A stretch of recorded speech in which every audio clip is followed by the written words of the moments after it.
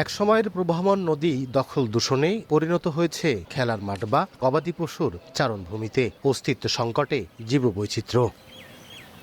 ঝিনাইদহ জেলা শহরের বুক চিরে বয়ে যাওয়া নবগঙ্গা নদী দিয়ে চলাচল করত ছোট বড় নৌযান, ছিল স্বচ্ছ পানি, জীবন ও জীবিকা ছিল এই নদী কেন্দ্রিক। কিন্তু কালের বিবর্তনে দখলদারদের মহোৎসবে ভরাট হয়ে গেছে নদীর তলদেশ, জেগে উঠেছে বড় বড় চর। মানুষজন সব নদী শুকনো পেয়ে জায়গা রিজার্ভ করে নিচ্ছে। নদীর অবস্থা খুবই খারাপ, নদীটা সংস্কার করা দরকার।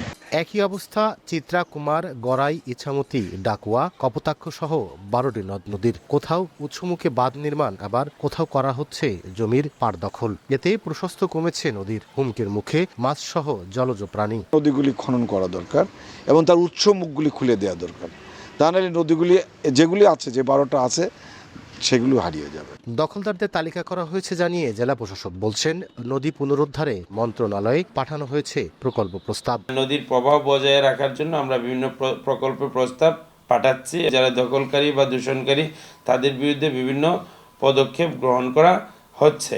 জেলা প্রশাসনের তথ্য মতে ঝিনাইদহের 6 উপজেলার উপর দিয়ে বয়ে যাওয়া 12টি নদ নদীর মোট আয়তন 1641.75 হেক্টর। লোটাস রহমান সোহাগ, সময় সংবাদ, ঝিনাইদহ।